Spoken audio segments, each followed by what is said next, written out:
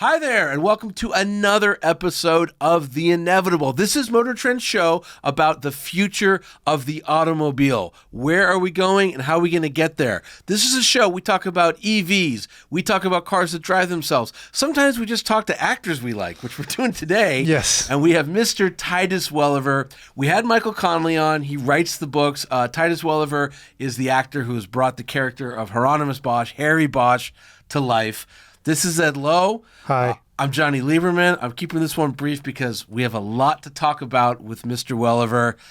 Please join us. Let's just get into it. All right. So, first time I met you, Mr. Welliver, was on Spike's Car Radio, the other podcast I do, and we turned off the tape machine, and we were hanging out talking. It was around Thanksgiving or something, and you said, "Yeah, when I was a kid, Thanksgiving, would be like." Marlon Brando and John Lennon and Miles Davis would come over for Thanksgiving. And I want to start there because that's the craziest thing. Like, what? The way that those relationships sort of came into my life was my father was a painter. Right. Neil Welliver. And this is in New York. This was in New York and in Philadelphia and in Maine where he spent his summers. He was a very well-known, successful American painter, abstract expressionist, but he was also an academic. So he ran the Graduate School of Fine Arts at Yale and then moved from there to University of Pennsylvania and was the chair there. So my godfather was the writer and screenwriter Terry Southern, who wrote Dr. Strangelove, Easy Rider. Hero of mine. And unbelievable. That's where the Beatles connection, Peter Sellers connection came in. Terry is on the cover of Sgt. Pepper's in the upper left-hand corner wearing a pair of very cool Ray-Ban wraparound sunglasses. So as a kid, he was in evidence all the time. My father had art openings, but he was just a guy in a weird way who seemed to have a light around him that attracted people. He was good friends, and I had many meals with Joe Frazier and Muhammad Ali when I was a kid. What? And I never knew what it was going to be, but as a kid, now obviously when it's Muhammad Ali or Joe Frazier or Peter Fonda or something like that, or one of the Beatles, you're certainly very well aware of. But they were all just regular guys, and I think I saw them, in a social element where they were completely themselves, and it was kind of an interesting. But like, for instance, like Miles Davis couldn't have been a regular guy. No. I read his book. Yeah, he wasn't really a regular guy. Okay. I mean, I don't think that he necessarily loved children. He wasn't like John Lennon or Ringo or those guys who were all really kind of family guys. But he was always kind when I saw him. How you doing, little man? And his music was on in the house all the time. Sure. And he was friends with a trumpet player named Raul Gonzalez, who had been one of the second players and was in Dizzy Gillespie's band. Mm-hmm. So, yeah, these guys are at the house you grew up in. Yeah, at the dinner table. At the dinner table. That's the thing. But hang on. Could it be something else? Like, what you guys eating? Maybe is your mom like a great cook? Like, were you guys like? No, my mother could not cook to save her life. I mean, she could mess up a fried egg.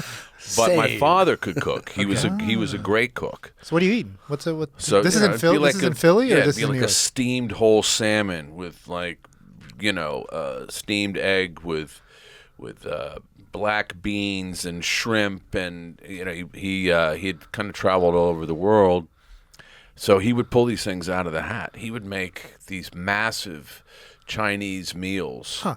Wow. And it was as good as going to the restaurant, but Sure. it was in your house. And he liked to cook, and he did it kind of oddly, kind of effortlessly. Huh. The best. He was an artist. Well, but the best chefs. I remember a friend of mine owns this restaurant, Providence, and I remember we were in his backyard smoking cigars, and he's cooking a piece of salmon, and he was barely paying attention to it, and it was the best thing I've ever eaten. Yeah. He was with one hand, he was sort of like lifting it a little bit every minute or so, smoking a cigar, drinking bourbon, and then we served it, and it was, I know the guest. Crazy. I see the guest. I see the salmon on the table and the beans. But what's the rest? Is this like is this like a typical suburban rectangular table with like a pull-out or a big circular? Well, my dad was crazy for shaker antiques. He was kind of obsessed with that. So I remember our dining room table had been a shaker ironing table. So it was this kind of, it wasn't like a French country thing, but it was a massive table that had been used as, a giant ironing board. Like the Last Supper massive? Yeah, kind of. Yeah, it was very, very big. Now, and how old are you? I mean, this is your whole life growing up? Pretty much until I was in my 20s, I would say. So you're like, hey, Muhammad, pass the mashed potatoes. And I ran into him. I saw him a lot as a kid. Wow. And then years ago, I was promoting a TV series that I had done for CBS called Falcone. It was Donnie Brasco, the series. Right. Yeah. And so we were invited, the cast. So all the stars of the shows and things were invited to go to the Final Four, which was a lot of fun. Right. And at one point, one of the PR people said, "Oh, Muhammad Ali is here in the box. Would you like to meet him?" And I didn't say anything. I said, "Well, sure, that would be a great honor. Yeah. I would love that. I'm not going to go like, well, I know when I was a kid." That would have been my move. Yeah. Go ahead. So literally, and this was, later in his life. I mean, he was still fully compos mentis, but he was tremulous, and his voice was very, very soft. And so I was sort of led over to him, and he smiled and shook my hand. "How are you? How are you doing?" And I said, "I'm fine." I said, You wouldn't probably not remember this. I said, "But you were friends long, long ago with my father." And he said, "Who's your father?" And I said, "Neil Welliver." And he made that classic face and he went, and I said, "Does he owe you money?" And he said, "No, I think I owe him money."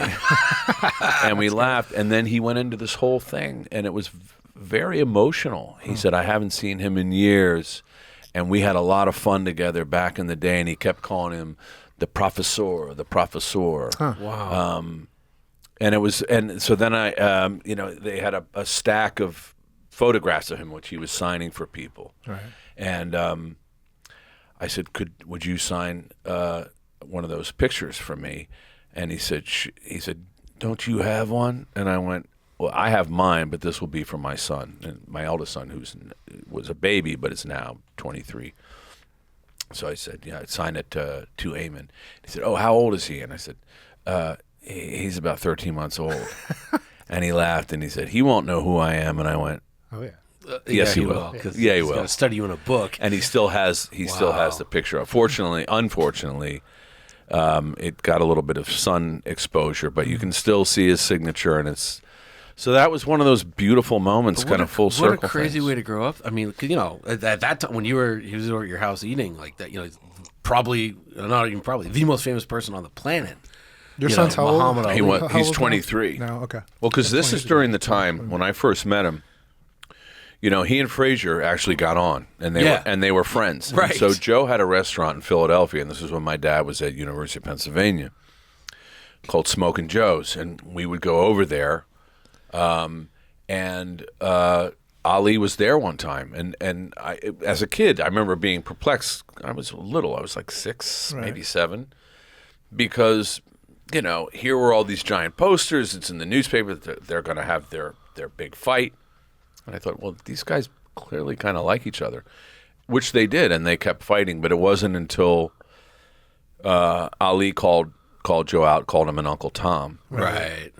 And that, to Joe, was something, I think that Joe always kind of was able to laugh off the kind of ribbing and the ball breaking. It's a bridge too far. But that was really calling him out too much, because Joe was anything but an Uncle Tom.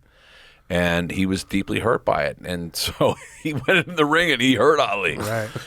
And, if you think about it also, I mean, Ali, truly the greatest. Joe Frazier, I think people who know boxing recognize him for who he is. Incredible. Absolutely. But you have a lot of youngsters now that are going, no, he was kind of a ham and egger. And I was like, no, he was a wrecking machine. Oh, yeah.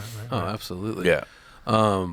Wild. I'll let Ed take it. I just said, like, when you said that, it's just been in my head. I'm like, who has Thanksgiving with first of all, it's Miles Davis, but like, and Brando, Right. and Lennon, like 3 of the biggest personalities. This is weirdly not on your Wikipedia page either. Like, that's strange. It'll be there after this. I did all this research. So, this is ostensibly an automotive podcast. So while we're talking about your formative years and hanging out with these celebrities, musicians, just Athletes, pillars, yeah. athletes, pop culture icons. Your dad's a painter. Your mother a fashion illustrator. Where do cars come in? Cars in the scene, in the picture at all at this point in your life? Always. My father was a car guy, loved cars, Okay. Obsessed with cars. He was really heavy into Alphas. So when I was a kid, he always had an Alfa Romeo. He had an Austin Healey, which he was actually in a wreck with. My older brother, the fact that they walked away from it was an absolute miracle because the car was completely junked. We always had, Citroens, Triumph Spitfires. So foreign cars. So a lot of foreign cars, and then the Bronco came out, and then he always had a Bronco, and then when he at his summer place in Maine, he had to have a 4-wheel drive, so there was always a Bronco there. He had this giant Dodge Power Wagon, and you used to be able to go to a place in Bangor, Maine, where they sold military surplus vehicles. So we had like 3 or 4 Willys Jeeps. Nice. And this, like a duck boat or something? Yeah, we had a duck boat, which was a personnel carrier. Right. And we would drive this beep thing into the lake and swim off of it. But imagine that, seeing that thing driving down the road. They give tours. They give tours in the Charles. Yeah, River. now they do in the Charles, right? You do the duck tour, which is a lot of fun. But we had one of those in our house, so it was kind of cool. That's like a 17-passenger. Like you can. Like, It's like or more, like 30. Yeah, yeah. crazy. That's hilarious. So that held several kegs of beer, Right, sit on the lake all day, and all your friends, yeah, and just that float sounds- around. But I mean, the Alphas make sense because, like, what's the expression? Like, you're not a real car guy until you've owned an Alpha.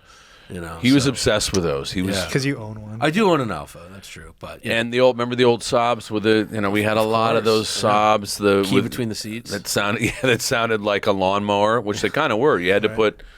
It was like a gas, and it was sort of the same bar and chain oil thing. Oh, right. That you had to put the in. real early ones. Yeah, the really like early two-stroke, ones. like They were really loud. V2s or whatever. They sounded like 2 guys were fighting in the back seat. But they were great. And then he had when Saab came out with a 99E, which was that was when they kind of changed the whole. This was in the 70s when they changed the body shape of them. They still made the 96 that had the old body shape, which I was all with the shifter on the column. I was partial to those. It's a beautiful car. But he was constantly getting. I mean, he would trade paintings sometimes for cars. Oh, that's great. Mercedes. So he had a friend who was a psychoanalyst who had this. I don't remember what model it was. My father coveted this car. 280 SL, like a Pagoda or something. No, It was pretty. that would be early. It would have been earlier than that. I would think. I remember that it was white and it was very sleek. It looked like a sport coupe, and it was a convertible. So he was constantly talking about this car, and this guy had a vast collection of my father's artwork. But he said to my dad, "Look, the price of this car." And one of your paintings at that time, it goes the same value. You give me the painting, and you can have the car. And my father went, fine. Yeah. I'll paint another one. Yeah, I actually at one point when I wanted my first car, and he went, well, you save up for your car. It was a Volkswagen Beetle FV. It was beat up. I think it was a couple $100. And I said to my dad, or maybe you could just do a little drawing for me. And he goes, yeah, you can't walk into a car dealership with a drawing of mine. It's not going to get you anything. What do your dad's paintings go for now? Do you know? I don't know, but they got to be up there, 100 grand north. Wow. So obviously the cars made an impression on you. What did you drive taking your driver's license test, and where? Where were you? I was in Belfast, Maine, and it was a Volkswagen Rabbit diesel. And my father had gotten that as just kind of a runaround car, and he put a reserve tank in the back, and you could drive it for 1,000 miles before you needed to refill it. Sure, right. And it was my dad kind of trying to discourage me because at that point, I had a 72 Roadrunner, which was in mint shape, but it had a 440 with a massive carburetor on it. That car was chartreuse though, with a white vinyl roof, but it had the meep horn. It was a very cool car, but he was trying to sort of dissuade me. He's like, "That's a greaser car. You don't want to drive that car. Look at the Rabbit." And I was like, "That's a dick car. That's like right. Nobody wants people's grandparents drive that car. I don't want to, Anyway, it was like the Prius of its day. Kinda, yeah. Actually, I had my one very famous professor, Mario Savio, was credited with starting the free speech movement at Berkeley. He was one of my college professors, and I used to hitchhike to school when my car was busted, and he would pick me up, and he had yellow diesel Rabbit, and it was hysterical. But they were great cars. He loved it. Yeah. First of all, they were actually quite peppy for a diesel. Yeah. And then no small controls whatsoever. Well, you remember the Scirocco's? Yep. Yeah, Those sure. cars were great. Oh yeah. I had Super one of sport. those. And you remember the Saab Sonnet? Oh, which was wow. there. Yeah. Which was basically, it was all, monocoque plastic and fiberglass. Right. If you hit something like that, right? You had a Sonnet? Yeah. That's a rare I had car. a gold. Wow. I had a gold Wow. Sonnet. I wish I still had it. Oh, yeah. I mean, it was a very, very cool car. Oh, wow. Dude owed me some money, and so I said, I break your legs or you give me the Sonnet. Right. I didn't really say that, but that's how I got the car. I got a handgun and a pair of skis I that got way. Yeah. He owed me some money. He's That's like, a longer story. Well, So where'd you take to NYU? NYU, right? NYU? Yeah, no, I mean, I took the subway. Right. Literally, Yeah. and, You don't- and you walked don't- everywhere. LA question. LA guy. that's- LA yeah, question. yeah, yeah, Sorry. yeah. But what I did, because my father had ceded me some land. He had a massive parcel of land, about 5,000 acres up in Maine. So he ceded me land and the old guest house, and that became my place. So I needed to have a vehicle there. So I had it was a King cab. I want to say maybe it might have been I think it was a Mazda. I'm not exactly sure, but it was 2200 pickup truck? No. This would be 1984, and it was probably around an 82 or an 83 model. Okay. But it was jacked up off the ground. My dad had bought it from some guy for no money whatsoever, and I bought it from my father for literally, like $1,500. Right. But I drove that thing to almost 200,000 miles. Wow. And I would drive it in. Wait, it was the Mazda pickup? Yeah, it was one of the mid-size, the mini small pickup pickups. The road, it had a rotary. Yeah. Yeah. Oh, wow. But you could literally 11,000 you could drive RPM. that anywhere. It was like a goat. I would drive it literally into water, into little bogans, out in the middle of the woods. It never got stuck. It was so light. Yeah. Open bed? You had to get a bed, get a cover Open on bed. it? Oh, okay. Open bed. Wow, we had one of those. It's funny you said that because we had one of those in college, and the red line was like 11 or 12,000. It was insane. And we used to wait till it rained, and we just go mud bog because it was kind of it didn't go very fast, and I think it leaked and all these bad things. But it existed in my group of friends. Fun. And we just tear through fields up in farm country, like just spraying mud everywhere because the red line was insane. We'd leave it in first gear and just, Well, it was super. I mean, I had a VW that I had a friend who was a real gearhead, and he was gifted with vehicles. He could do anything. So I had this Volkswagen that had been my first car, and then I got another car, and I wanted to turn it into like a back road buggy. So he chopped the fenders off of it, put these Dick Seppic V-tread giant tires on it, put a skid plate on the bottom. Right. It had the TP manifold snorkel thing, and then he put a Hearst lockout in it, and that thing would float over water. Literally, because in New England, when you get the thaw, or as they call it, mud season, it's not. I don't care. Even if you had a Humvee or any of the vehicles today, I can promise you they would not be able to pass through this stuff without sinking, and you'd have to bring in a wrecker, in June to get it out. Right. So you studied drama while at NYU and heading up to your parcel of land in Maine. How'd you get to LA, and what did you drive out there in? Assuming you drove. That was sort of a natural progression of things because I had been working in the theater after I graduated school.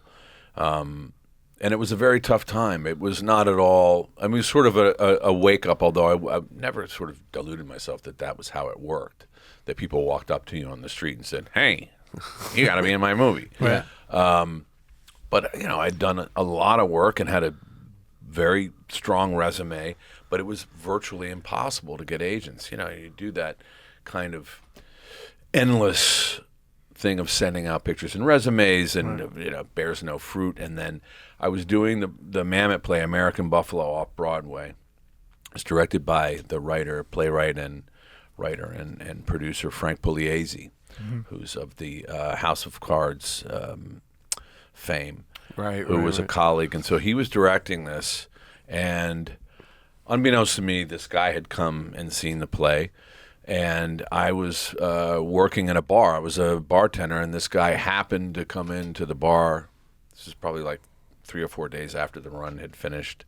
Came in to shoot some pool, and he came over and he went, "Are you Titus Welliver?" Nobody had ever said that to me in my life, And I'm like,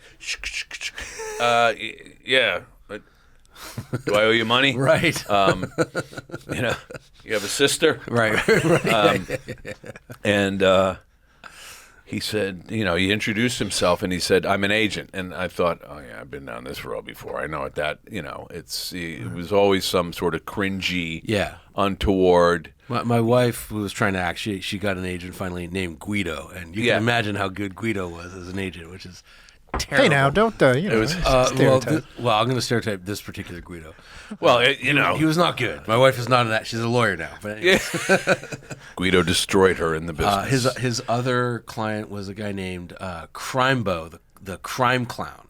Jesus Christ! Yeah. You can't make this stuff up. Right. No, he's a real guy. Judgment Crimebo. call on the counselor. Shout out to Crimebo. I'm going to do a podcast, and I want you to come on and tell me all about Guido and Crimebo. Right.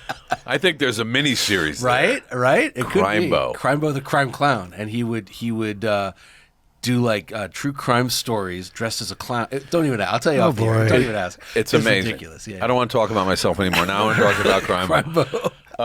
No, so this guy, it turned out that he was legitimate, and he had a small talent agency and a very successful modeling agency, and he represented some of the big models of the 80s and 90s. Anyway, he was legit. He sent me out on an audition, and this is the goof of all goofs.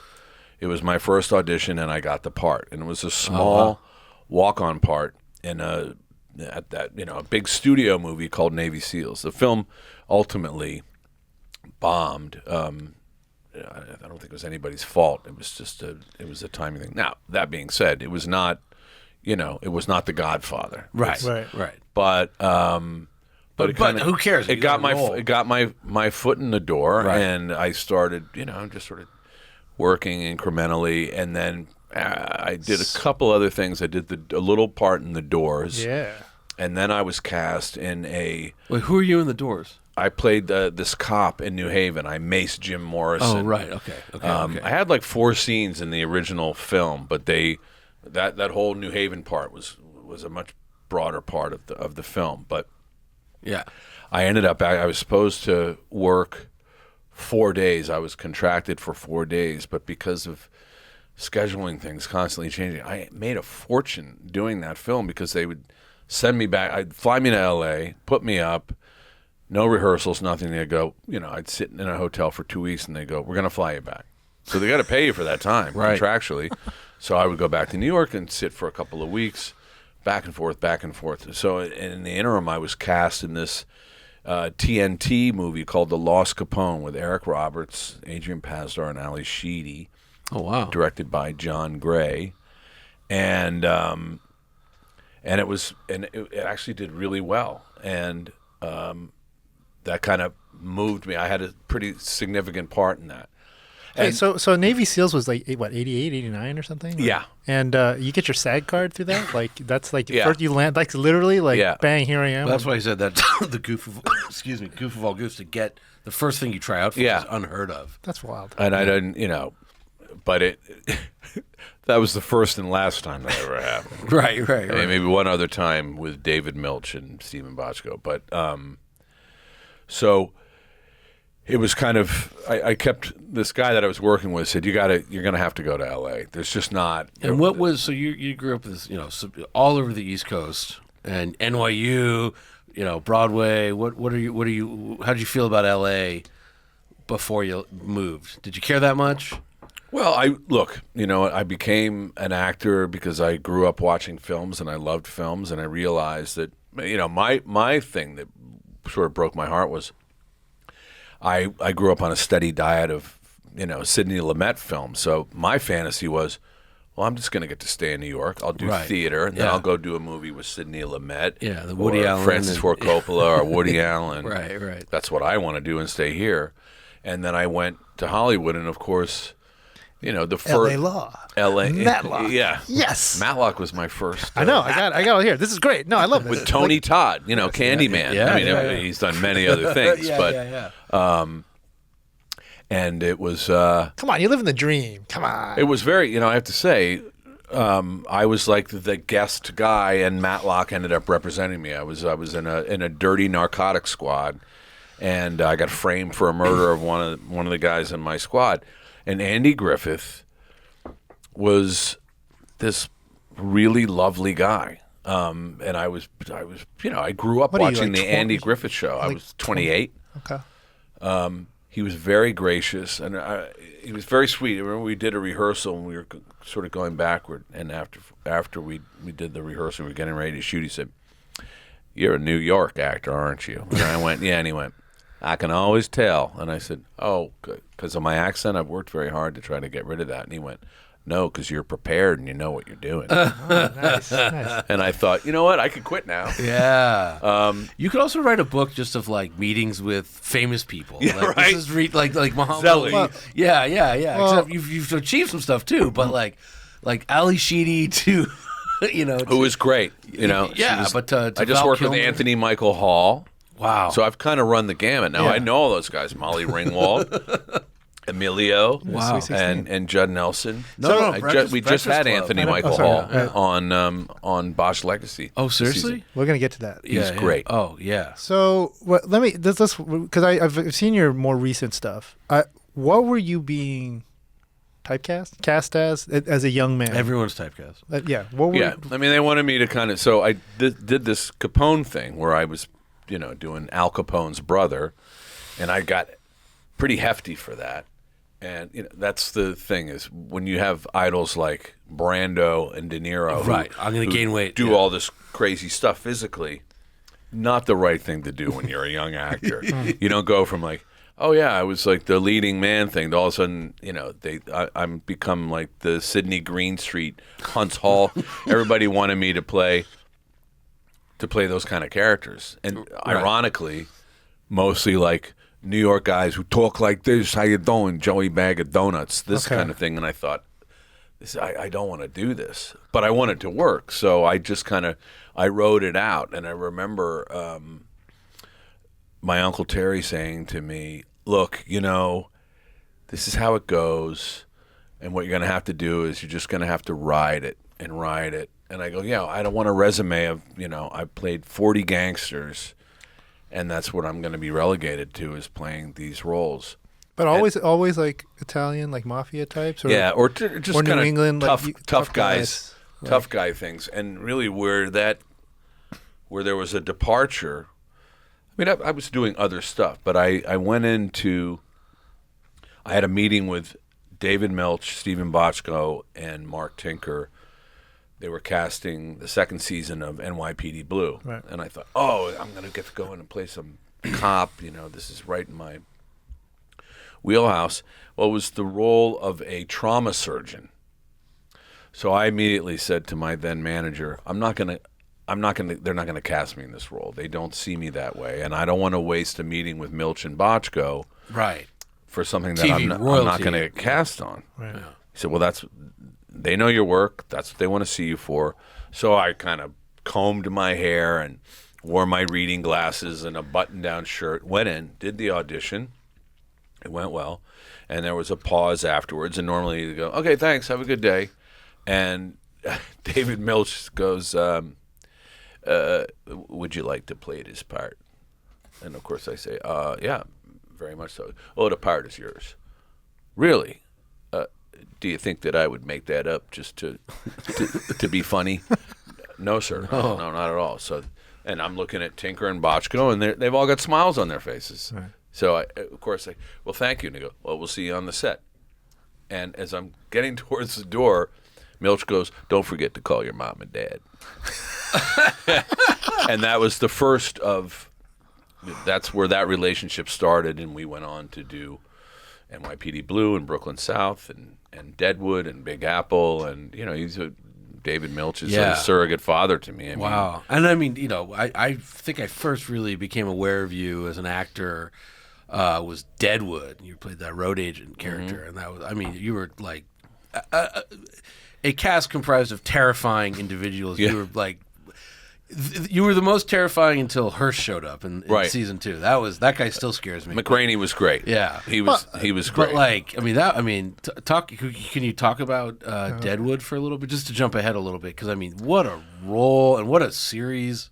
No, it was like lightning in a bottle. There's only 2 seasons. I mean, it was so many great actors. Oh, insane! And guys who we would get actors that would come in and had feature career. All these people that you would recognize from other stuff. And obviously the great Ian McShane, to work with him for me was a clinic.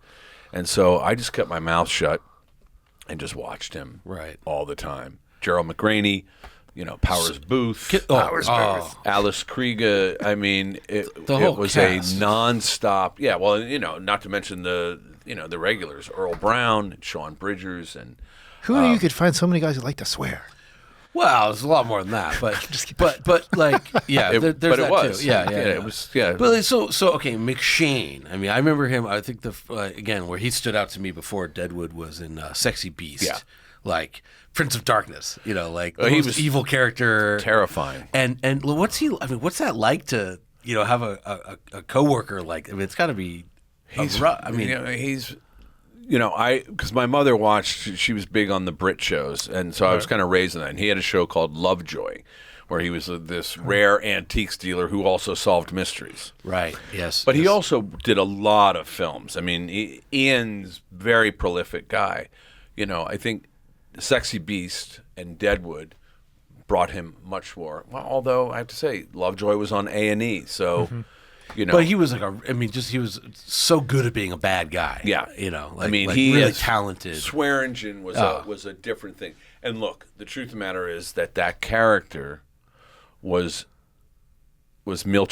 clearly Milch's favorite, of course, to write for. Yeah. David was exercising a lot of. He had the monologues. He had the great monologues. I mean, he'd be, he'd have a woman performing fellatio on him while he's talking to a dead Indian's decapitated head. Yeah, and it was. Is this a family podcast?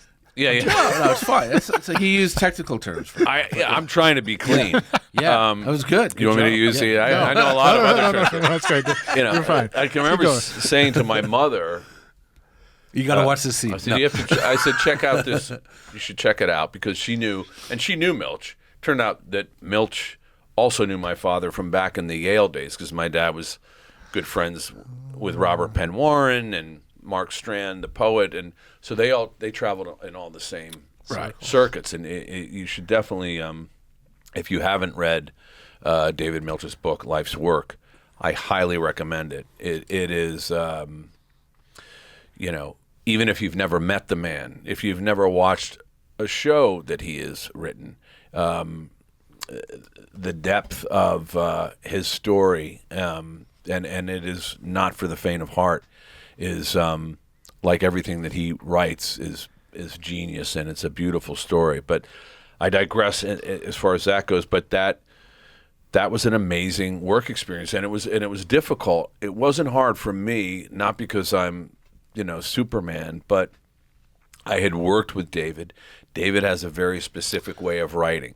So you might get a first draft of something, but then it's going to go, I would always say, I'm not learning those lines that hasn't been milched yet, because I could always tell what was staff writer stuff and what was Milch.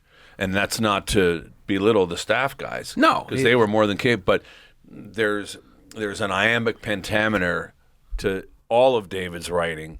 And that's a difficult way to work when, you literally don't have pages for the next day. And then you hear the fax machine, back then when it was like would roll up and was thermal paper. You had to like, hear ye, right? It was hard. It was like on parchment paper. Getting and David's dialogue, you have to be letter perfect. You can't. I can remember guys improvising. I won't name this actor, but we were doing a TV series, and this guy had been a fairly big film star, and we're doing a scene together. This was on another show, Big Apple, and he's just making shit up on the fly. Clearly doesn't know his lines, Right. and so we can't get a complete take because I'm waiting to respond, interject with my dialogue, which is David's dialogue, and he's going off on a tangent. Riffing, and so there's a cut, and David comes over, and he says, how are you today? And he goes, yeah, I'm fine. He goes, did you have a good breakfast? I did. What did you have, just if you don't mind me asking? Oh, I had a burrito, and did you have coffee? I did. Do you put cream and sugar and the like? And no, I just like it black. And he goes, that's good. So you're feeling good. You're nourished. Your brain has been fortified with some caffeine. So that basically there's no reason that you're having the problem. Do you not like the dialogue? No, I love the dialogue. That's good, because really that's what you should be saying, not the things that you're saying. That's not now. What you're saying is great for another show, but not for this one.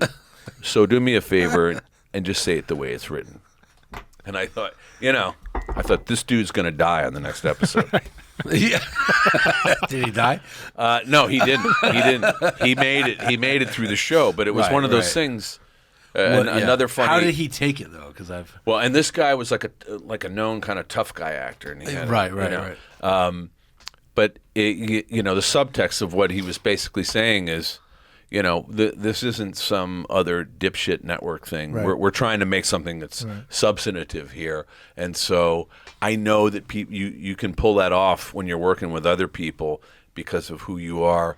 But I don't care who you are. I want you to. I brought you in because I think you're a talented guy, but show me the respect of doing the dialogue. And another quick little anecdote that relates to Milch and Bochco was this show I did, Brooklyn South. It was a large ensemble show, and there were a couple of disgruntled actors that sort of felt that they should be at the forefront of everything and that they were really the stars, but that was clearly not the case in this. And so there was a lot of like back talking, just complaining and nasty stuff. And the process was difficult because last minute rewrites. And it was difficult, but it wasn't that. They were just going like, always whining about this stuff. So one day we're all sitting, and we were aware of it, but somebody had clearly dimed them out. So we're sitting in a circle, and Milch and Bochco walk in, which they would do with some frequency. Hey, how's everybody doing? Great. How are you? Blah, blah, blah, blah, blah. And Milch says, that's the great thing about doing a cop show. You got some actor thinks they know better, or they're bad talking the whole process of everything. The next episode they're the first cop through the door and they left their vest in the trunk of the car.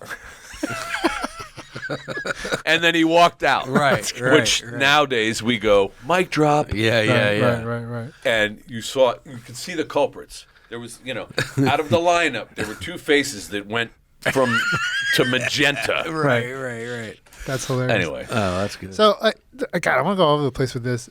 Your Deadwood is that's like 2004? 2003, 2004, or is it 2004, 5, and 6, I believe. Okay. I think it's even so it was earlier. 3 series. Okay. 3 years. I wrote down you were in the Twilight Zone in 2003, and this was like the notable one after that I took down. First of all, you get this both a crazy film, and your TV resume is even gnarlier. I got a ton of questions because you've been on from Matlock. These are just the notable ones that resonated with me, who born in the 70s, high school in the 90s, right? So Matlock, L.A. Law, Beverly Hills 90210. Yeah, I mean, I was really hoping See, that showed up on Wikipedia. For years, I've been trying to No, it's escape that. No, I did do it. Here's a funny story about that real Please. quick. Yes. So my manager then says, I go, I don't want to do that show. It's so vapid. It's stupid. And, well, you know what? It's a popular show. You do it. It'll be a good thing. You'll get seen. So I play some like dick alcoholic guy. Go on to do it. They're lovely. They're all lovely. And I worked mostly with Luke Perry, and God rest his soul. He was a very sweet guy. He stepped on my foot at a bar once, and he bought me a beer. Very cool guy. Yeah. He's very cool. He was a very cool guy. You have big feet. He stopped right. Yeah, but he was. So it wasn't a bad experience. So anyway, the thing comes out. I forget about it. I don't even watch it. I get a call from my father.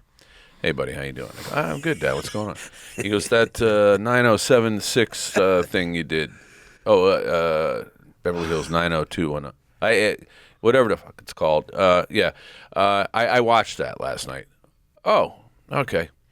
Yeah. You were good. Thanks. He goes, yeah. Do yourself a favor. Don't ever do anything like that again.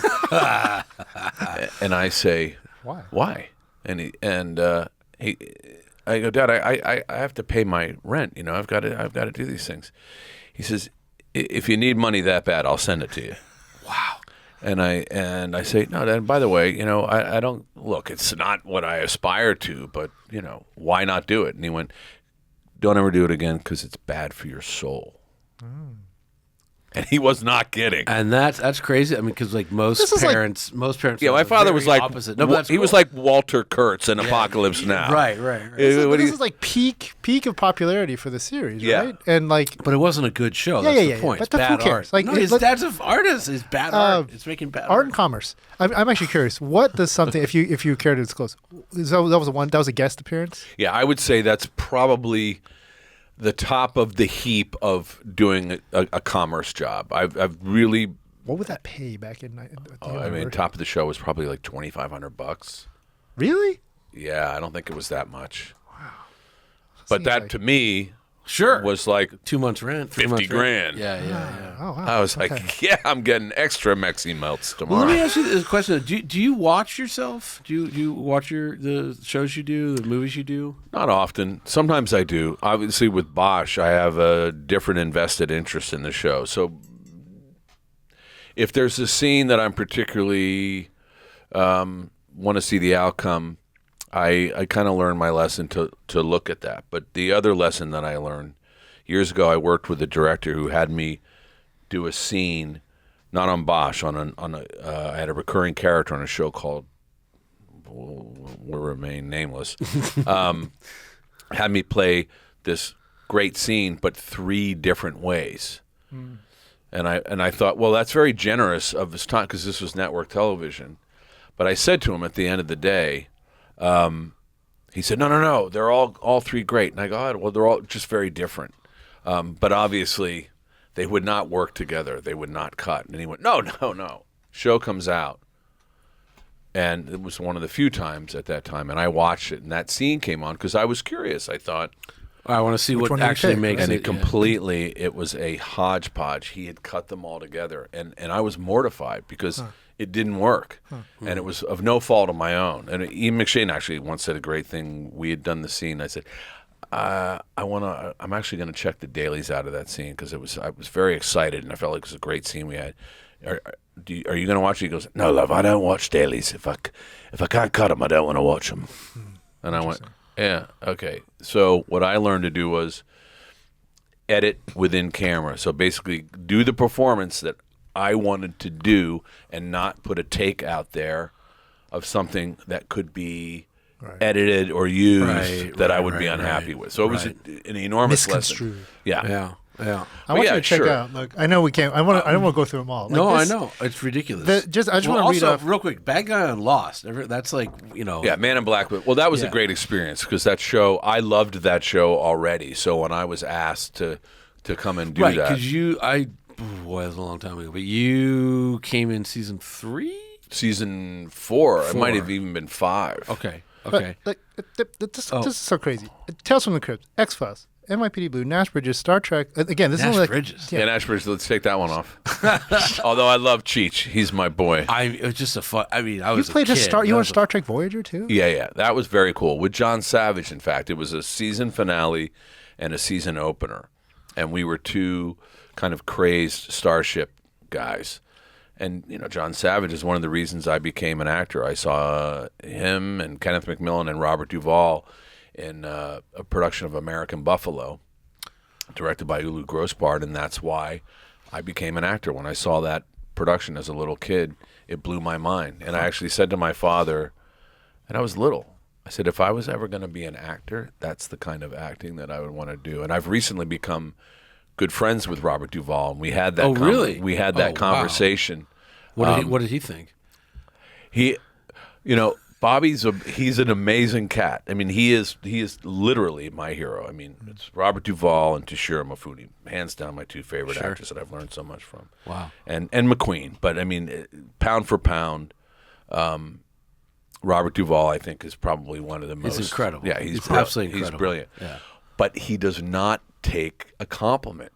He immediately deflects it by shooting a compliment back at you. Right. Right. And I told him this story, and he's like, "Oh, that's a great story." All right. He just wants to move on. But he also remembered Ulu and the production. Sure. And I had John Savage on Bosch Legacy last season. Right. And Bill Devane. It's kind of cool to get your heroes to come. Right. And you could do, because you're an EP on Yeah. Legacy, so you can kind of do that. Well, try to steer it sometimes. Yeah. So That's so cool. But who's going to say, no, William Devane? No, I don't think so. Well- he's not relevant. Oh, really? Yes, he is. Yeah. And nobody said that. When we got Devane, I had to literally kind of pull myself together the first day that I worked with him, because to sit across from the table from a guy like Bill Devane, who's lovely, fantastic actor, but it's intimidating. Yeah. And so I had to kind of, So you still adjust get myself. intimidated? I don't want to say intimidated. I should say I'm more in awe. Not Okay. Intimidation more feels like someone means you harm. Or Oh, you're I see. anticipating Well, harm. yeah. For me, You in still- that way. yeah. But there was so much that I wanted to. But eventually we got to that conversation after we did our first scene. We were sitting and shooting the breeze on the side, and affable, lovely guy, and of course, I didn't go in there like I was at a comic book convention. You remember that Chris Farley guy? Right. Remember when you guys made that record and on the front of it had you walking across the street in London? Yeah, it's called Abbey Road. Yeah, that was really cool. It's funny. I brought it up just because I've done a lot of stuff in my career, meet a lot of famous people, blah blah blah. But like a few months ago, maybe it was a year ago, I can't remember. Leno had me on. And it was going to be just me and him. And I know Jay. We've all done stuff with Jay in the car world. I podcast with him all the time. But for some reason, I woke up that morning and I was just like white. I was just like so nervous. And I got there and he's like, "Hey, how you doing?" Yeah. And I'm like, "Jay, I got to tell you, I am so nervous about this." He's like, "Hey, what are you nervous for?" And I'm like, "I don't know. Maybe it's because it's just me and you one-on-one. I don't know." And he goes, "Yeah, when I met Gorbachev, I was nervous." And I was like, "Okay, it's just Jay, But I had like an hour. I totally get it. I was nervous when I went on and did Jay's the garage with Jay. Yeah. And I'd never met him before. Oh, but yeah. We have a lot of mutual friends, and they're all going, "You're gonna have the best time." Right. Jay is he's so much fun, and even when I got there, he's so great. But I just kind of had to go, and we were sort of improvising the whole setup to the thing, and I thought, wow. Oh, okay. and he's. I mean, you can't say one take. He's no take. He just goes and it doesn't matter. He goes. Yeah. I actually have a Jay Leno story I can contribute. This is hilarious. Yes, you've done stuff with Jay. Well, so Yeah, Carol Shelby. I've seen it. Carol Shelby dies, and everybody sad, and we're like, "Hey, we got a whole archive of Carol Shelby stuff. We should do a book. Do a book. You're now. I was at the time. Bishop became editor in chief of MotorTrend. So like, do the book. I was like, oh crap. Okay. And I think we can get Jay Leno to do the foreword, do the intro. So okay. So I got Jay's number. It's like, yeah, we'll see if we'll do it. So I call him, and he's like, hey, yeah. Carol Shelby intro, sure, okay, happy to. How about you write it? You got a recorder? Let's go. This is kind of what I want to say. I was like, oh shit. So he spills his beans, and I was like, yeah, so just write something up. Let me see it, and we'll go from there. I was like, oh my god, I got like ghostwrite for well, Leno. that's how he does. That's how he does his columns and a lot of some of his comedy writing too, right? So I was like, oh my god. So I write the thing, and then I call him back, and he's like, yeah, change this one thing. Yep, it's fine. It's great. You captured it. I was like, really? That's it? Yeah. I was like, it's cool. Can I put It's that in my all resume? here. It blows my mind. I mean, when he starts to talk about vehicles. Oh, he's it's crazy. He's a savant. Yeah. He'll literally be like, well, the carburetor, here's the thing about that. Back then, there was a certain viscosity with the oil that had to be going into the, I'm literally sitting there just going, his Leno's better than mine. wow. Yeah, no, that's not, first of all, by the way. You got to do a little higher, but other than that, you got the accent perfect. He told me a very funny thing that we were talking about. He goes, yeah, so, you do the town, you do these Boston movies. He's like, you get recognized when you're in Boston? I go, yeah, the guys will shout from the car. They'll be like, hey, Titus, how are you? How you doing? He's like, yeah. He goes, I had a guy come up to me here one time, and he's like, we had a conversation. He's like, oh, yeah, you're from Boston. Yeah. He goes, yeah, so cool, you're not a dick. and he goes, that really kills the conversation right there. I was like, yeah, man. Hey, well, Jay's kind of like young Al Pacino with a Boston accent, right? You got to go to Serpico meets Jay Leno, and then that's how you do. That's how I would advise someone to try. Well, you're actually good at imitating. I just do that. Yeah. But he was a gas. I mean, he made me laugh a lot. It was hard because I was trying to be the kind of the straight guy in the whole thing. Right. So to his question, how did because you did Gone Baby Gone, you did The Town, you did Argo too. Yeah. So the Affleck. There's an Affleck connection. Yeah. And is it also? But it's not because he's a Baston guy, right, or whatever. Yeah. Well, he and Damon are both. They're both from. They came up together. Yep. And so they do stuff. They've done stuff together, and I had the great fortune to do Gone Baby Gone, and then be asked back to do Town. Did Argo, and that by then Bosch had kicked in, and so my availability was kind of limited. And I did Live by Night. I did 2 little bits. That was an underrated movie. It ended up on the cutting floor. Well, not on the cutting floor, but in sort of a montage sequence. But I have to say, pound for pound, and I've worked with a lot of great directors. Ben is, at the absolute top of that list. He is. What's good about him? What's so well? good? First of all, he's an extraordinarily intelligent guy. He's well read, and he's an observer. I mean, he's a guy he absorbs things through the process of osmosis. But he's extremely well prepared, and he knows exactly. I mean, he's got the entire movie in his head, and because he's bright and has paid attention, he has a kind of encyclopedic knowledge of the process of making a film. And I watched him not argue points, but discuss points with cinematographers like Bob Ellsworth and John Toll. I mean, these guys are like titans, heavy hitters, yeah. But they respected Ben because he wasn't some dipshit actor who's like, what I really want to do is direct. Right. You have to have tremendous respect for him. First of all, he's a great writer, right? Yeah, as is Matt. And Ben's a great actor, but he's also a pleasure. He knows when to step in, when there might be help or an idea. But for the most part, Ben casts people, and then he sort of says, well, you got the job. Do your thing. Right. What do you want me to? I remember one point he said to me, I went, okay. And he goes, well, we're moving on. He goes, were you not happy? I go, no, I'm fine.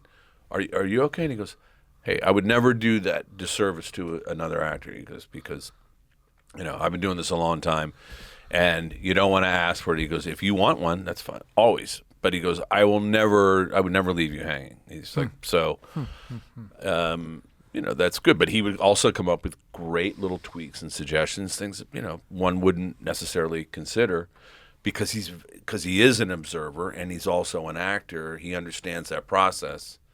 And so, I can't say enough good things about him. Wow. So I want to get through just a couple things and then go to Bosch and then of course the car stuff. But what do you think your ratio is of good guy, protagonist, antagonist, good guy, bad guy? Are you like 1-3, good guy to bad guy? You've played more heavies in your career? Yeah, definitely. Okay. Yeah. Which do you prefer? The heavies are fun, to be honest with you. The heavies are really, they're always kind of more interesting. Okay.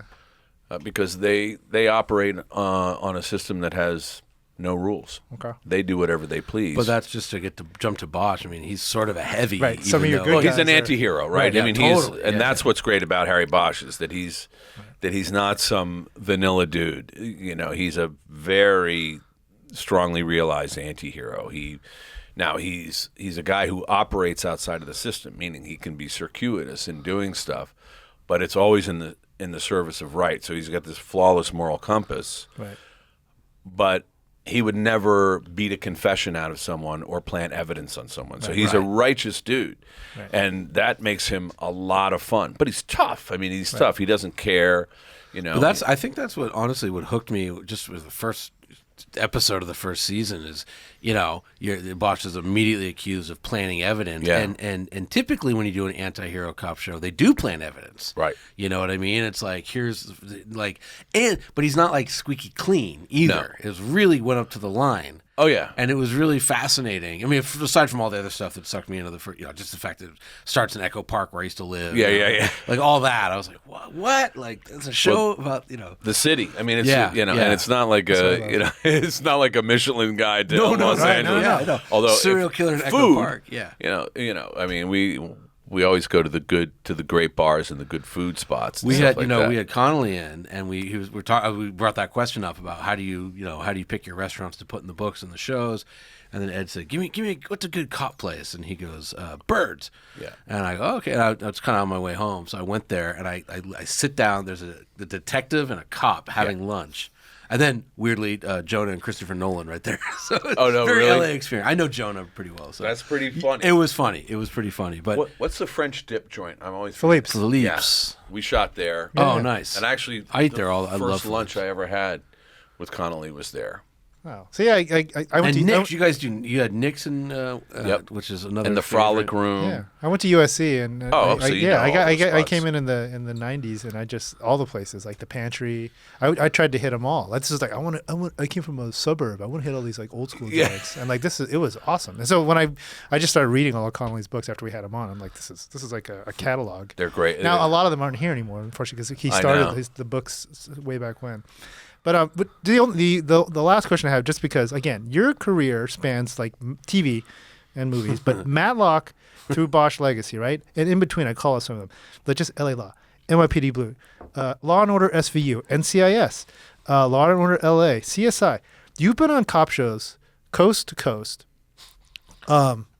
The only thing I can you know you're not old enough to I think to have been on Hill Street Blues, and I think The Shield might be the only one that you of all of the big cop shows. What is America's fascination with these kinds of shows? Like, why do you think people like they're successful? Like Dick Wolf, like these things. Yeah. Like, why?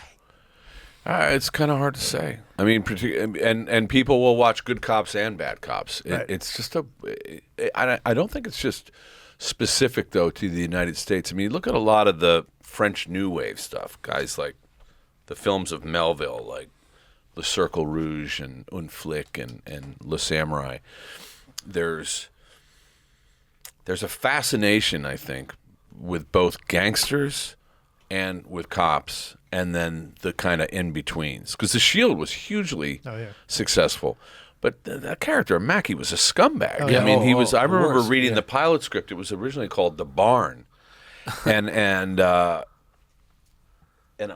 you know, it was really hard to find anything redeemable in that in that character. Now, Chiklis did a great job. I mean, he brought in some humanity to the brutality and the corruption of that character, which made him very interesting to watch. Right.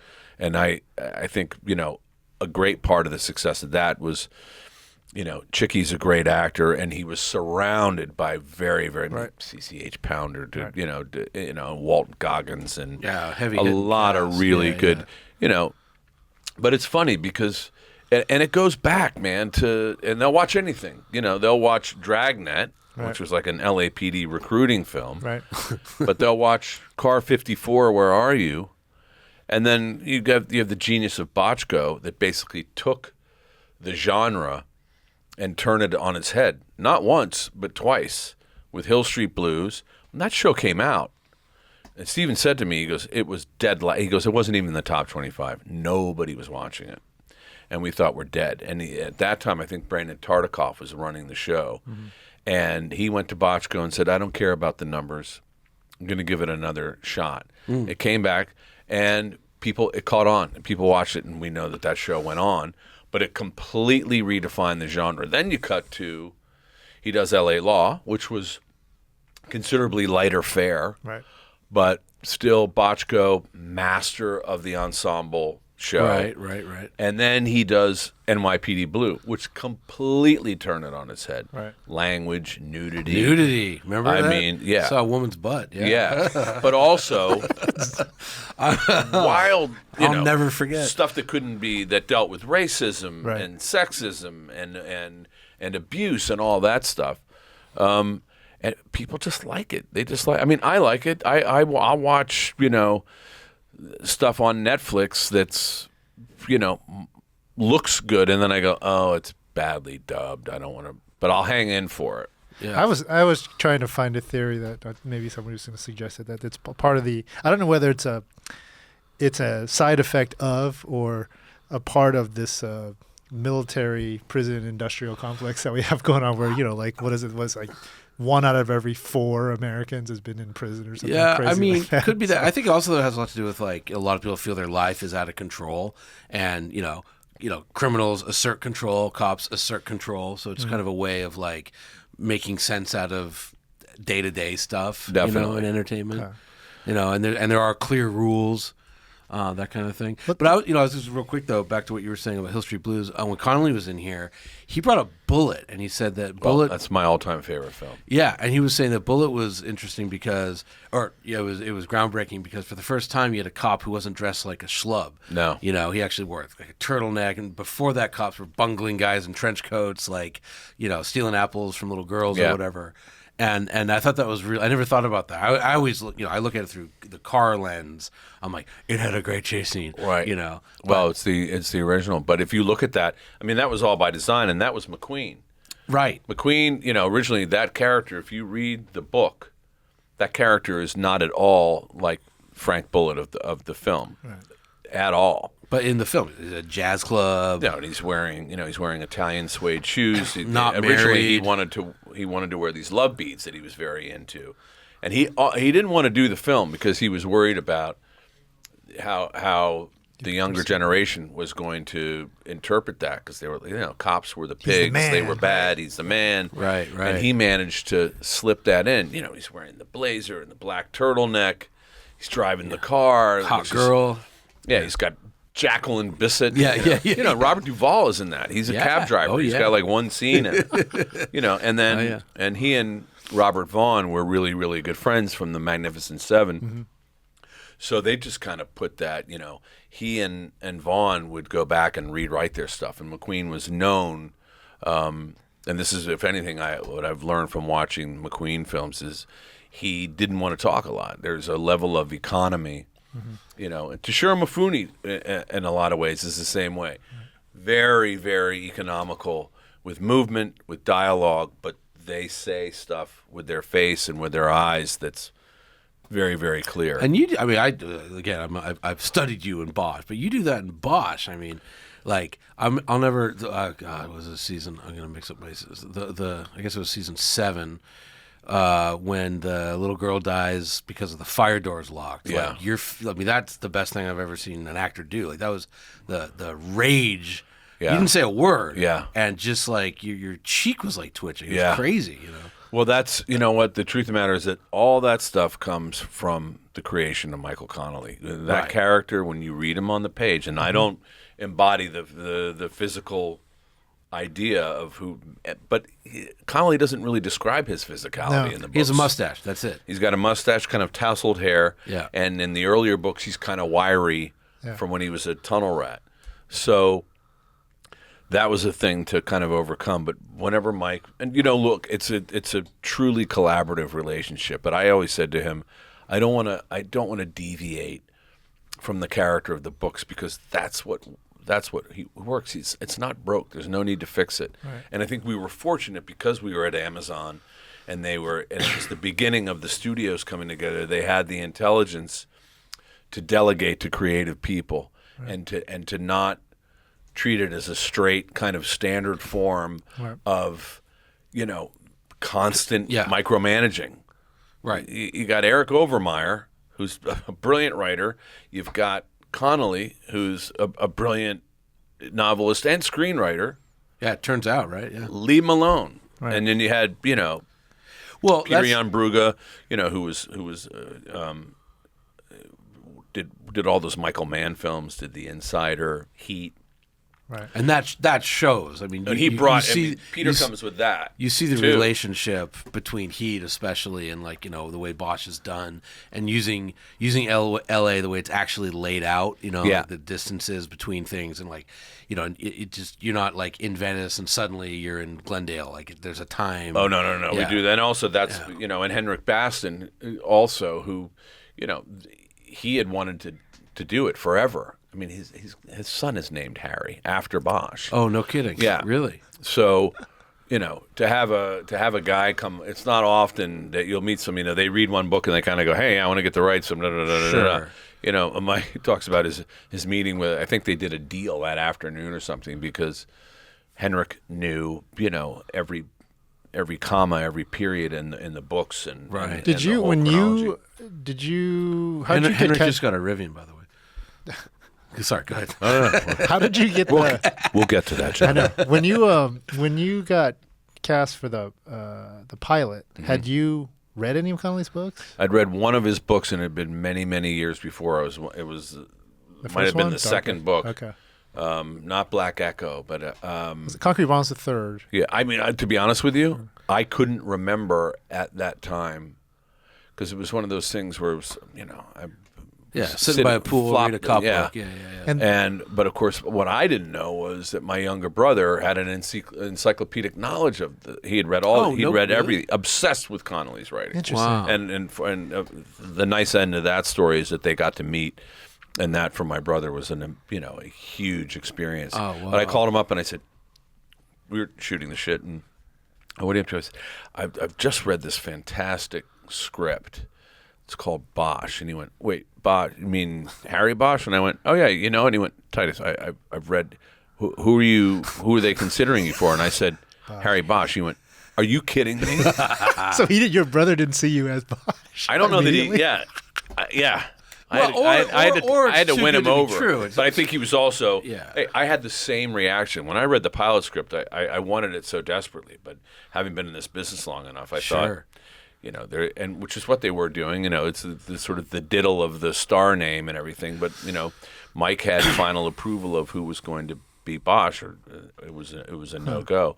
So I was very fortunate that. Oh wow! And the pilot already had because so I went back and I read. I'm now on the 10th book. So the Bosch in the book he's a tunnel rat from Vietnam. Right. And it's updated to special forces from Right. Afghanistan, right? And that had already happened for the pilot. No, right? Iraq. No. The first Gulf War. There was one of the things we talked about was the fact that, and I felt that it was important because his military service is such a big part of him in the books. I said, obviously we're not doing a period piece, so we can't do the Vietnam thing, but let's keep that as an integral part. Okay. So, interesting mechanism, and Overmyer and Connolly came up with this idea that Harry's a guy, like most of these guys, they don't like to talk about their service and things like that. It's not that it's a PTSD thing or so. It's something they don't really talk about unless they're sitting around with other guys who they served with. Remember that time, blah blah blah. Right. So it was a genius move to be able to give some backstory as to who Bosch was by having the Honey Chandler character question him on the stand. Right. And that's how the audience, it was revealed to the audience. She says, oh, how many people have you killed? And Bosch says, I don't know. Right. And she goes, well, what do you mean you don't know? And he goes, I don't know. She's, well, how is that? And he says, well, I was in the military and Army. And she goes, oh, infantry? And there's a hesitation. And he says, Special Forces. And he realizes that what's happening there. And she says, so, really, technically, you are a highly trained professional killer. Right, right. And now we have that. And then, because what are you going to do? You can't have Harry in a bar with the Annie Wershing character where she's like, so, and he's like, well, when I was in the first Gulf War and when I was in Afghanistan. Right. So we've reluctantly, we've allowed that stuff to come out with Harry being reluctantly sharing that information. But just to give more props to the show, and I guess when we had Connolly on, he admitted, he goes, look, back when I first started, like my characters weren't that great. So for me, watching the show, like seeing Honey Chandler fully fleshed out, because there is a scene in the books where Bosch and the rookie cop are in bed, and she's like, what's that scar? Which you've seen a million times. Right. I don't want to talk about it. Flashback to Vietnam. But but every character gets fleshed out. Yeah. Like we talked about, Irving. Which in the books is one-dimensional. Not even two, Well, Lance is amazing. It's incredible. Well, we've been able to, within the structure of the thing, talk about there was the season where that character, oh God, I can't remember his name. There's so many of them, but anyway, they reopened the case because they say that Bosch planted evidence on this guy, and the guy was clearly a bad guy. He murdered this young woman, but there was a pennant that was in question. What ultimately is revealed at the end is that Irving had planted it. The guy was guilty, but they couldn't get the solid evidence that would connect him to the crime. But Irving knew, so they put the pennant. And even with Bosch comes back with the original crime scene Polaroids, of which they had 2 of, and Bosch even says to me, he goes, "There's a line," and he says, "I don't cross that line," and he goes, "It's here in the picture," and Irving puts it in the shredder, and he just goes, "What picture?"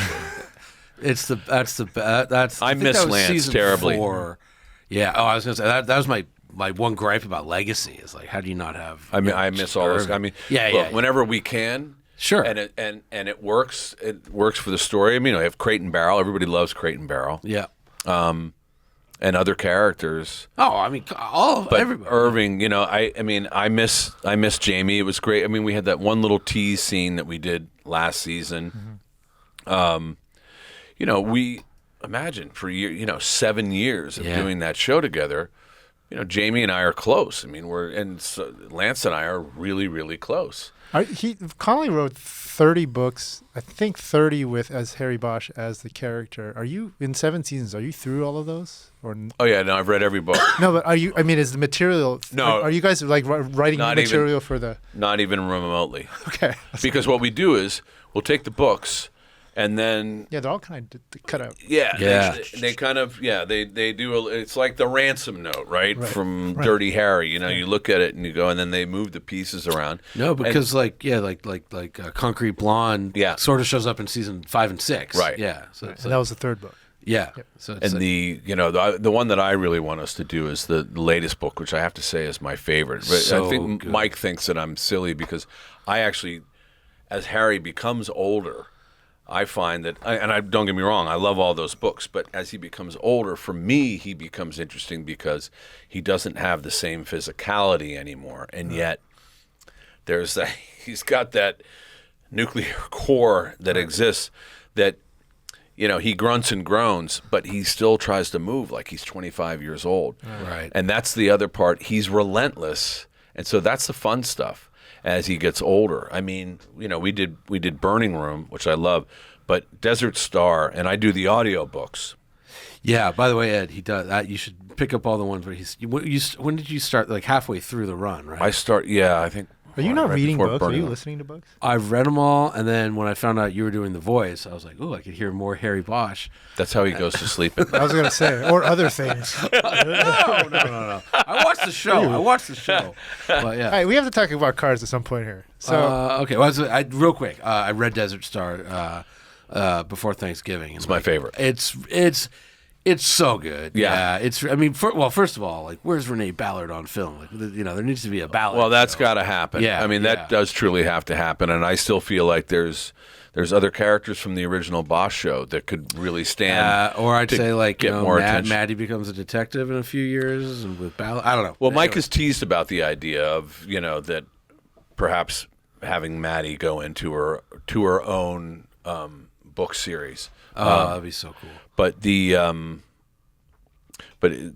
I was doing the audiobook, I don't read the books in advance. I actually really enjoy the experience of because you do it incrementally. It's like can record for about 4 hours and then my voice is shot, done, so I have to do it, and it's always falls into the time when we're in full production on Bosch. So I record them on the weekends, on Saturdays and Sundays. But there were moments in reading the book where I literally had to stop, and I'd say, "Let's take a break," and because I found myself crying. I mean, I was. Oh, I know exactly the moment you're talking about. So you're recording an audiobook, reading the material for the first time. Yeah. Are you like reading a page ahead and then go back and rereading it, or you're literally like virgin eyes? No, I just do. Yeah, just do it there. Wow.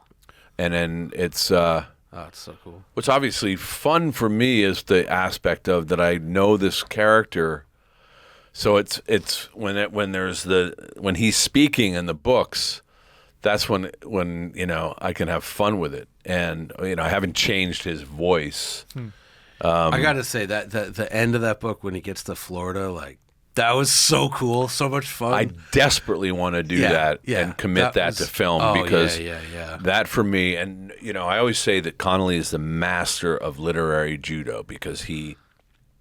And I don't care. You can be the most seasoned, you take judo? I took crime. No. I mean, years ago. But he's the crime fiction in that way of, you can be a so-called expert, and he will lead the reader down a path, and you have an inkling that you think you know what it is. Yeah. It's never what it is. Right. Never. Right. I said to Mike, I said that's beyond a gift.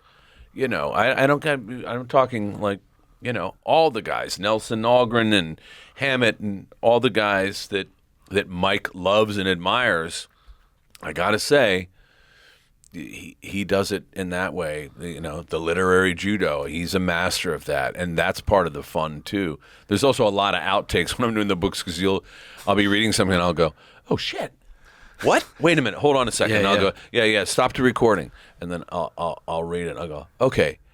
We were in Hawaii, and I was reading A Desert Star, and it was around the ending of the book. And at one point, I stopped, and my wife's like, "Are you crying reading a Bosch book?" And I was like, "I actually am." Because and it was like, the part, but it's just amazing. Yeah, just like Also, this is a case that Bosch could never close, and it's one of those cases that has haunted him his entire adult life, and he gets another shot at it, and he's kinda, Oh, so I have 20 books to read. Yeah, it's good. It's good. Oh yeah, you got a lot of reading to do, man. It's good.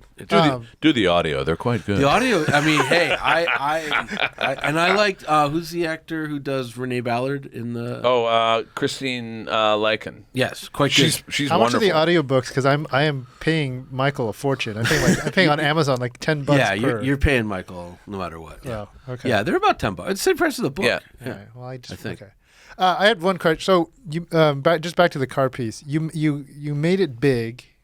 What was the first splurge? What was the first automotive Or do you think splurge? you've made it big? No. When Audi Roadster TT limited edition with the baseball interior. We had Freeman Thomas in that chair yesterday. The guy who designed it, who came up with the baseball interior. I'll show you a picture. He was sitting right there. Freeman Thomas, who's a god. He was sitting right there yesterday. I wish I still had that car. Yeah. It was. I mean, you can listen to that episode too. But that was his baby. Like, he had a little sketch on his desk. His boss walked by and said, "Hey, can I show that to my boss?" And then they're like, "Make it in secret. Don't change a thing." Yeah. And mine was the manual, the 6-speed. Nice. And a little inside baseball. I took it to a friend of mine who's a great mechanic, but he went, "Yeah, there's this little chip in here. It's a governor." So they take that out and now drive the car. Right. And this was after you did. This is the payday from Deadwood. I was doing. Oh no, Deadwood was no payday. I can tell you that. Right, That was Deadwood was later, but I was doing a dramedy with Paul Sorvino and Ellen Burstyn called "That's Life." Not, it was a perfectly good job, but it was coming off of Brooklyn South. I was under contract with CBS at that time, so I was. Finally, I don't want to say necessarily flush, but I actually had an income. I had a steady income and a little walking around money, and I saw that car, and it drove by me, and I initially thought it was a Porsche. I went, "Wow, that's cool. They're bringing back the bathtub Porsche." Right. And then I had banged a Yui. Right. I was driving a, it was the Chevy Avalanche. I had an Avalanche. Nice. Oh wow! And I banged a Yui and followed, and then I saw the Audi thing. I immediately drove from there to the Audi dealership in Santa Monica, and they had it. But he said, this is the one. I went, no, that's the one that I want. And he went, it's significant. It's more expensive than the other ones because it's convertible and this baseball interior, blah, blah, blah. And I just looked at the guy and I went, yeah, I have a checkbook. I am prepared to write you. You want to lease it? No. I am prepared to write you a check. And that was kind of, when I did Brooklyn South, I got my first new car, which was a 1998 Volvo Cross Country. Oh, nice. But I knew that I was about to have a child, and Volvos are great cars. Right. And the first run of the Cross Country, that was a zippy car. Oh, Yeah. And it could handle the New England winters and everything. But yeah, it was the TT, and I missed that car. I have to say, it was a cool car. It was a very cool car. It's going to be a collector's Oh, item for sure, absolutely. especially the spec you got. Yeah, the Manual baseball with the glove. Yep. And he did say, just so you know, he designed it as a convertible first, and then I think Piek, who is the major domo of Volkswagen Group, was like, also do a coupe. So he said also that to get the Germans to understand what material he wanted for those seats, he went to a Big Five and bought a baseball glove and showed them. That makes perfect sense. Yeah. They were great. I mean, the aesthetic of that car. Oh yeah. And I like the other ones. The coupes are cool, but Yeah. there was I drove and drove and drove. I used to drive it I lived in Connecticut at the time, and I would drive it up to my place in Maine, but I didn't care. It was a long drive. Oh, but yeah. I would Great car. wind it out. Yeah. Oh, that's Be doing a $130. Now let's switch gears to Porsche Targas, because You just got one. Well, no. Oh, no, I didn't get it. No, No. I was on set. He was nice enough. Actually, Mark Douglas was nice enough, invited me down, Amy and I, my wife, to watch a scene being shot in downtown L.A. And Are you ending up as a corpse at some point? Is this happening? no, not this season. I'll be a corpse on Bosch one day. Don't worry, Okay, don't worry. great, perfect. That's our, Yeah, he's Like a I naked said- hooker in an alleyway. Yes, Awesome. I said pedophile. I will But play he's wearing MotorTrend boxes. Perfect. Amazing. That's right. The corpse from MotorTrend. But that clearance would actually come across my desk. I'd be Right. like, "Are you going to allow that?" I'd be like, Yeah. "Oh boy, yeah, all right, Johnny, okay." He's a pedophile, but he's wearing MotorTrend swag. So, no, but anyway, so we were talking, and he's saying he's thinking about getting a Targa, and I'm like, you know what? Like, if you want one, I could probably talk to Porsche, and they have people that put celebrities in cars, and Lo and behold. give us the review. So you put that all together. I get the call and go out and do the Porsche experience, which PECLA, yeah. insane. And you like that? Yeah. Okay, good. I mean, it's better than Disneyland. It's better. Look. I had a 911 back in way back in the day, an older model, a 70s model, and I've always liked them. And people over the years have said to me, "Why don't you just get a Porsche? Why don't you just get a Porsche?" And I go, "Well, it's not practical. We've got all these kids and this and that." And then now I realize that between my wife and I, we have 6 children, and they're all grown except for our youngest, our baby, she's 16. She's not getting a Porsche. Right. I'm going to get her a Hummer, with its, Armor-plated. Kevlar. It's weird. A single And seat comes Hummer for with her, a right? driver and a bodyguard. Right. So you very graciously put me together with them, and I went down and got to do all of it, which was running around on the course and doing the launch, which is, Did the kick plate, I did the kick plate. Yeah. I think every adult should have the experience of launching a Porsche, because once you do that, Now, that being said, I'm not looking to drive out to Santa Monica Airport and see if I can find a good flat strip and do it. So they very graciously put me in a Porsche, in a Targa, and I've had it for the past week. So I've been driving it around somewhat judiciously, just because I'm a little bit nervous. It's not my car. Oh, you'll get over that. You'll get over that. Yeah. They're a multi-billion-dollar, international mega corporation that can hit print and knock another one out. It's a marketing car. But I have to say, from the standpoint of a driving experience, and this is not just me trying to be gracious, I have never ever driven a car that feels like this. Yeah. No, the new 911s are world class. It is above and beyond any experience. And and it kind of throws me back to the days of when I did have manuals, when you drove cars in a different way. And this car really, despite the fact that it could do it all for you, right, the car demands to be driven. Yep. And I just mean, I don't know. I know it's cliche, but it is an experience. And I realize now that I desperately have to have one of these cars. I have got to have one of these cars. And I live up, by the way, in the mountains in Topanga. I've got my wife and I both have the new Broncos, and I literally, they're doing a limited edition Heritage Bronco, which I desperately wanted. But then my wife and I, just for fun on a Sunday, decided to go and test drive a Porsche at a Porsche dealer. And, fortunately, my wife she's not a car person, but she's driven like these gumball rally things. She's English. Oh, really? So she's done. So, she's not like, oh, I don't really care about cars. She's like, oh, no, darling, I think we absolutely have to have a Porsche. Nice. Yeah. So I've got her vote. Nice. Oh, then just do it, because what I'm doing is I send my wife for like Hanukkah. I send her to the Porsche Experience Center to, she gets 4 hours a year, and she loves it, because my master plan is to convince her one day I can buy a 911. I thought you were going to say, I got my wife a Porsche for Hanukkah. I was wow. I was like, you see? No. I'm representing the wrong tribe. That's what I would go back to my wife and say, we're going to convert. 'Cause here, not only do you get more gifts, and you get you get gifts over lots and lots of nights. But you get a Porsche. But no, because she's my wife, weirdly, is a very, very good, I say weirdly because she's never tried, but she's a very, very good driver. And I want to nurture that. And I have these dreams of us doing rallies together in our old age. That would be cool. I really want a 911. I just heard something about all the wheels being curbed. She's a terrible parker. She's a very good driver. Yeah. She's the worst parker in the whole world. My wife is the same way. Yeah. She's a great driver, although I'm nervous because she's peppy. She's always going like, darling, can you go a little bit faster? Can you go a little bit faster? Really? Yeah. These people. She's my wife. I go 82 on the freeway. My wife's always. I'm like, 90's kind of like you get a good ticket. That's a good ticket. Yeah, that's not a ticket. It's a hangover from when my kids were little. I think I put my two eldest kids, my two sons, in the TT one time and drove them to school. I drove my daughter the other day, and my daughter, you have to understand that she is not a glitz and glamour kid at all. And she plays Sam the dog walker, my daughter Cora, on Bosch Legacy.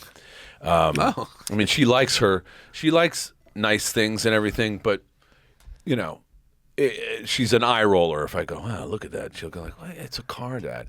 Yeah, she had a very different experience when I rocked up. Top down? No, I didn't have the top down, but she went, that's the car? And I went, yeah. And she went, oh, my God. It took her she goes, can you take me to school on that? And I go, yeah, sure. But, of course, not into where people can see it. She's like, yeah, pull over here. What color? What color? Yeah. It's this odd grayish green. Oh, okay. It's beautiful. Huh. Very cool. I'm glad that worked out. That makes me happy because I called Luke anyways, and he's like, I don't really handle that, but I know a guy and da da da. Well, I thank you for that because maybe they'll give you a 911 now because they won't. Porsche? No, that's. I'm going to irony. No, nobody gives any cars away. Well, not 911s. Not Porsche. Yeah. Used to be. If we could roll the clock back 20 years, absolutely they'd be handing Right. Yeah. Compliance is a big word in Germany now. Yeah. So Bronco's in the garage, his and hers, and we're looking at a potential Porsche And a Rivian. Oh, you have Rivian. No. But The whole cast is. we're all kind of Rivian obsessed.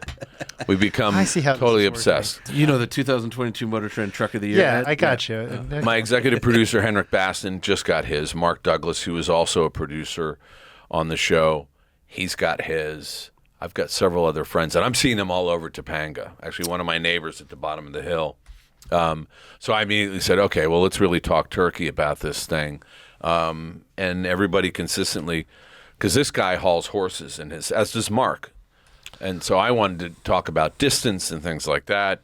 But everybody's going bananas, and it looks cool. First EV for the Welliver family? Or do you have No, well, yeah, full EV for sure. Okay. I wanted to go. Do you remember the car company Coda years ago? Oh, yeah. Do I? Boy, we had the CEO sitting in that chair. They were one of the very first guys, and I had a friend named Forrest Beanham who worked for them in what capacity, I can't remember. This is many years ago. Yeah. I had a Prius at the time, and prior to that, I had a 2005 Mustang GT, 6-speed manual. I had the front and rear suspension were swapped out, as was the transmission with all Ford Performance Racing part. Nice. The car was, by the time I was done with this, is when I was doing Deadwood, the car was no longer street legal, and I couldn't get it out of second gear. I mean, I was living in Hollywood, so useless. It was just, and then of course, the fuel crunch came, and I think gas was like $8, and you could only put the best gas in it. So now I'm driving a Prius, and of course my friends are all going, Titus, man, I get it. You're a good steward to the planet, but really a Prius? I'm with your friend on that. It's a butt lozenge. And so I drove that. Yeah, DiCaprio's got one. Yeah. But it was. Yeah, well, he's got other things. It was, and then and then I remember watching this documentary, Who Killed the Electric Car, which was a fascinating documentary. We're in it. MotorTrend's. Yeah. Big time. Yeah. Big time. Yep. And it's it needs a resurgence because I think. Well, obviously, it's no longer the future. It's been the present for some time. It's inevitable, you might say. And it's inevitable. Zing. Since, the idea is that, I'm going to enjoy my fossil fuel car while I can. Yeah. That's fine.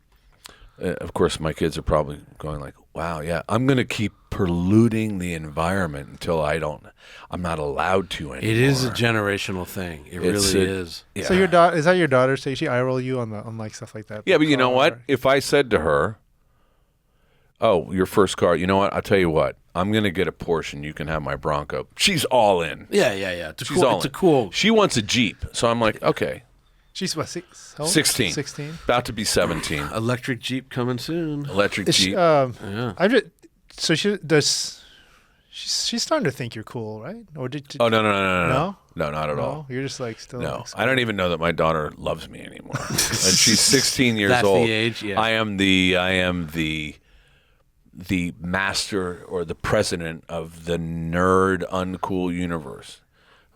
When I meet her friends, it's kind of like meeting the queen. There's a whole like protocol sheet that I have to look at before I, do not make direct eye contact, do not make any jokes. Her friends don't think you're cool. Don't come. None of that, I don't know. Her friends are all perfectly nice. Huh. They're not watching Bosch. But quite honestly, yeah. I don't have a lot of interaction. They come in the house and I disappear into the cinema room. Which is my fortress of solitude anyway. I'm fine to be in there. They're and close watching the doors. TikTok. They're not watching Bosch. Well, was it different between boys and girls? Was there a time when your sons didn't think you were cool at all, and then all of a sudden I would have to ask them, but they've always kind of treated me with respect.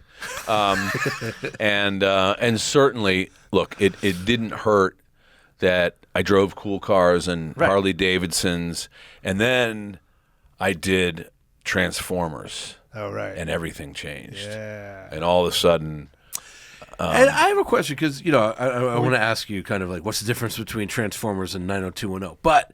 I know you've done like Star Trek, Star Wars, like you're kind of deep down. You did The Mandalorian, yeah, right? Oh yeah. Yeah. You're kind of I'm a huge you have a nerd. dork side. You don't present. No, I'm a big dork. Yeah. If you came to my house, like, for instance, in my storage space in my house downstairs, I have a massive toy collection. Oh wow. Massive toy See, collection. wouldn't have Star thought Wars, that. Star Trek, toys from the 60s to the 70s. The original G.I. Kenner Joes, Star Trek, Star all Wars that stuff. stuff. Yeah. Millennium Falcons. Oh, that's No. Yeah. I mean, crazy stuff. I don't really do it that much anymore, but I'm sort of an ambassador for the brand. I can't call them toys. Sideshow Collectibles, which Wait, makes do you go to Comic Cons? Yeah. Whoa. And when the line is at its longest, what are they signing up for? Bosch or something? Well, something? I think it could be Transformers or Mandalorian or anything. Really? Yeah, I'm just about to really stick a toe in the water. I go to them as myself. You Oh. just did Titans. I just played Lex Luthor. He was Lex on, Luthor. on, So on now Titans. now you have your retirement plan. Yeah. Worked So out. basically, Yeah. if they can't get me into with Mandalorian, Transformers, X-Files, Lex Luthor, if they can't get me a prime spot in a convention, I need to fire everybody on my team.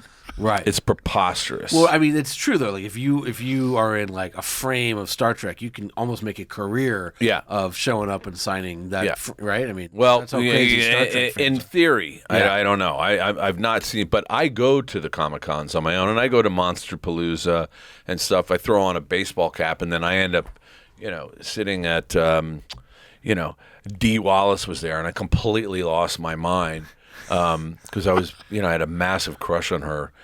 I remember the Howling and and then E.T. and she was just like the most beautiful. And she's so lovely. So I'm seeing all these people and there because I work as an actor too, and I'm rocking up with sunglasses and a baseball cap because I know that these people, once they figure it out, they'll have their own little moment, Right. and I'm not there working the thing, but I do the very same thing. I'm rocking up to their tables, and they're going, oh, hi. Like Kane Hodder, the guy who played Jason in the Friday the 13th. Yeah.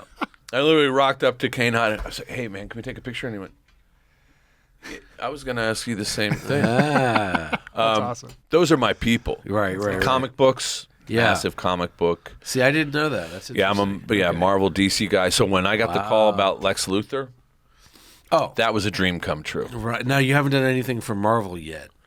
Yeah, I have. Oh, you I have? actually, I did one of the Marvel shorts that Lou D'Esposito, the head honcho at Marvel, it was one of these little teaser things. So it was after Avengers, and Clark Gregg's character, Coulson's been killed. Right. And everybody's kind of Oh, mourning right. it. You're And- the Agents of S.H.I.E.L.D., right? Exactly.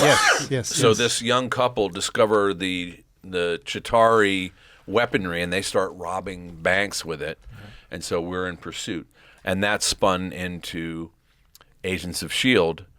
I reprised that role on S.H.I.E.L.D. And, the other great part of that is that Clark Gregg and I go back like car seats. I mean, best of friends starting in college at NYU. Oh, no kidding. Yeah. He used to come and live at my lot. Whenever we went through a breakup, Right. it was like the Odd Couple.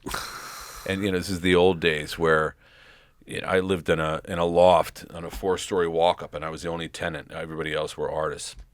So you had to call me from a payphone, and then I'd put the keys in a sock and drop it down to you. But it was hilarious. I'd get the call, open up the window, and there would be Clark, and it always seemed like it was raining when he went through a breakup, and with his bags. And I would literally cue the music. The Odd Couple. And then, lo and behold, there we are playing Agents of S.H.I.E.L.D. Wow. and with my best buddy, and we're on the deck of the S.H.I.E.L.D. helicarrier. It's just surreal. Wow. Totally surreal. What a career so far.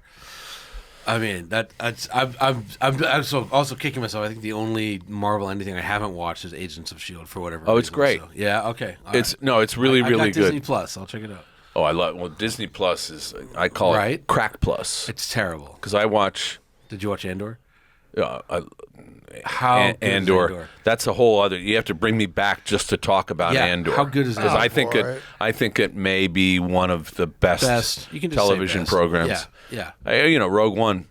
Yeah. One of my favorite films. It's yes, because I've been saying for a long time it's actually the best Star Wars movie, and everyone's like, shut up, and I'm like, no, it's Rogue One. Like, it really is great. I mean, all from the mind of Lucas. Let's start where it comes. But I have to say, but a film's a film. Filoni and Favreau took it all to the next level when they brought in Mandalorian. Mando's great. Mando's just great. Andor. But Andor's different. Oh, man. Andor's grown-up Star Wars. Yes. It's a different... Yes, it's on it because it's a much darker... Have you seen it? No. You need to watch this. I got a 2-year-old. I got a 5-year-old. When do you find time to do any of this? I just... That's what nights are for. Yeah, oh, night. God. Yeah. When that child's sleeping... His kid is Disney like 2, Plus. and he goes to bed at 10:30 or something. So you got to get him start putting him to bed. Yeah. I got work to do, man. When I get this. All right. But anyways, I was the finale. I watched amazing. Twice in a row. Amazing. I've never done that. No, I've watched the entire series a couple times. Oh, I got to do that. And it's the so book good. of... Well, there's Sideshow and Hot Toys make the most incredible Star Wars collectible stuff. That's I have a small house. I can't buy into that. no, I literally have a statue this big of the Mandalorian with Grogu. I'm gonna buy the Lego set, the Razor's Crest. It's very cool. I'm gonna buy it. I have the Mos Eisley I have it too. Yeah. Lego sitting in the closet, which my sons, even though they're in their 20s, asked for it.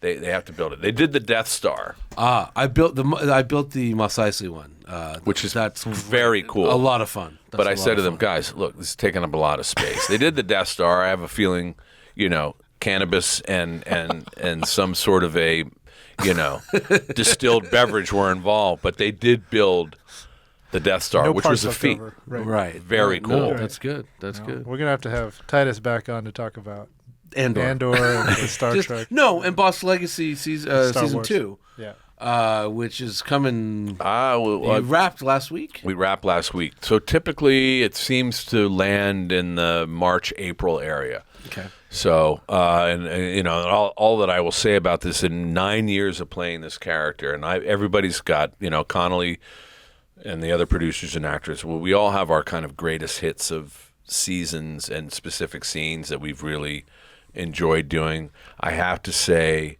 that this season may be the best of all the stuff that we've done before. The bar went to a whole different level, and not in a contrived way.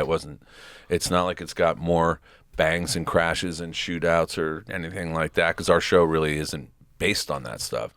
But it's a big pat on the back to everybody involved. The creative team of Bosch, no one with the success, no one's ever kind of rested on their laurels. If anything, they work harder to try to make the next season better and challenge themselves. So I can't wait. Did Bosch Legacy start?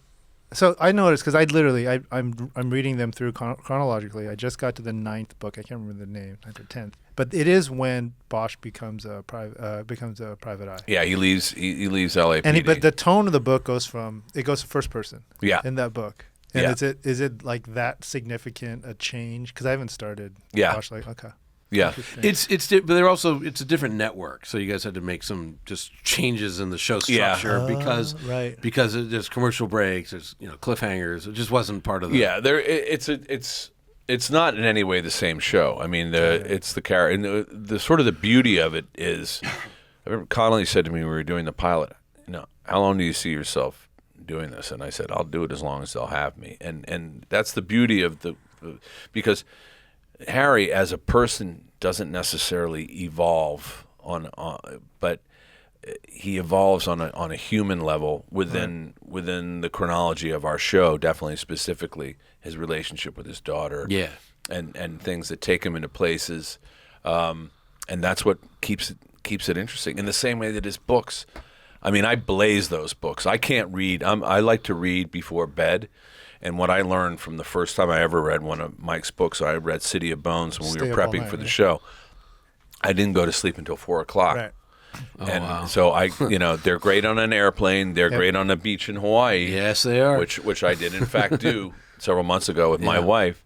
But I can't, Can't get work done if you got it. Well, it's difficult because it's sort of like watching something like Andor. I had to really discipline myself to not go to the next one, although they were dropping them weekly. I'm having the same problems with Tulsa King. Yeah, it's a fun show. I love that show. Isn't that fun? I'm almost done with Yellowstone. I haven't started. 1883. 1883, Yeah. which is a mind blower. I can't wait for the next one to come out. What is that? The end of this month, right? Yeah, the Harrison Ford. With Harrison Ford and the great Helen Mirren. Helen Mirren, yeah. Who one time I was asked, I was doing a TV guide thing. It was for sexiest people on television. It was when I was doing this Milch Bochco show, Brooklyn South, and they said, "So who, in your mind, is the sexiest woman?" And I said, Helen Mirren. Nice. And this was in 1997. She was doing Prime Suspect, blah, blah, blah. Definitely Helen Mirren. The journalist goes, "Yeah, pick somebody else." And I go, "No, that's my first choice. Right. That's my hall pass choice." And, since Excalibur, we're going to stick to that. Well, what about such and such and such and such? Right. And I went, "No, it's this." They didn't print it. Philistines. What do they know from beauty? We'll let Helen know. But We'll let she her came back. Remember, she was having a sexy moment a few years ago. know. where She's still she's still absolutely gorgeous. Have you started watching The English? No, not yet. Dude. Yeah? Dude. Highly recommend. Oh. It's, I always say, like, if, well, not always, since I saw it a couple weeks ago, if Tom Waits had to, like, rewrite Blood Meridian, it is the... You're kidding me. It is the... I've heard, I don't know anything about Hollywood, but I've heard that Blood Meridian is a script that everybody is fighting for, and it's like tied up in court, and that's why it hasn't been made Really? yet. But like, this is basic. This is like Apocalypse Now. It's a descent into like literal Wild West madness. It's so Emily Blunt. I can't remember the guy's name. she's so good. She's incredible. amazing. You gotta, and it's like Syrian Hines, He's also Toby great. Jones are in one episode. Oh, it's so like it's they have the the killer. strongest supporting. Stephen Ray. It's incredible. How about it? I mean, Tom Hanks shows up for like, he has like 2 lines on Yellowstone. I haven't started that yet. I gotta get through Tulsa. I know I got to get through Tulsa. He dies. Anyway, don't worry. No, I'm kidding. This Well done. is our longest. Look at that. Oh, hey, longest podcast ever. Great. Oh, see? It's Yeah, good. we still Because didn't I'm get to so shy Yes, Yeah, yes. I know. and nonverbal. Well, we'll meet the real Titus next time. Right. you know. Now that we got through the top layer. Yeah. Well, it's great. This was awesome. This was a lot of fun. to It was have fun. you. Thanks so much for Thank doing you for it. having me. Oh, Are you kidding? No, thank you. Yeah. Thank you. And you know me anytime. And I Next time wasn't we'll talk kidding. about cars. All right. Well, Yeah, no. I know. No, I say we have him back with Connolly when. Yeah, I'm so embarrassed I didn't read any of his books. When That I would had him on actually the first be, time. that So- could be Yeah. a really fun show to do. Yeah. Because I have to say, I mean, Mike and I, Mike is, well, you know him. He's a kind of retreating and shy guy. Yes. And then, You got to pull when you're if you're interviewing him, you got to pull it. with or- a voice like Rah, rah, rah. oh yeah, what you do is you put a little Cabernet Sauvignon to make sure it's vintage. Okay, we that's can do easy. that. We I can got do a whole- that. I got a whole bunch of that. Yeah. No, but Mike and I have done a lot of stuff together. Sure. And it's funny because, people would ask questions and I go, this is the guy who wrote the book. What the f- am I going to tell you? Right. But since, the creation of the show and everything, that now it's a Yeah. it's a whole different ballgame. So when Right. we do those things together, we actually kind of, bounce well off of each other. So it could be, Yeah. and I know he do it, and I Oh, obviously yeah. would gladly do it. This episode should air about a month or so before Bosch Legacy. Right. Maybe we can get him right around that time. Do that, just or like when he so- gets his electric Porsche finally built, and Something you like get your Targa or whatever you're gonna buy. Oh, come he's back- doing He's on a that. Porsche. Yeah, Electric Porsche. he has a 356. But he had one that he sold. He had one. Yeah, he was here like a month ago, and he was saying that he's got a 356, and he's giving it to Z Electric, and they're going to put an EV motor in it. And Yeah. so he says it's Fascinating. happening. So Yeah, we'll explore that. Yeah. The next time we meet.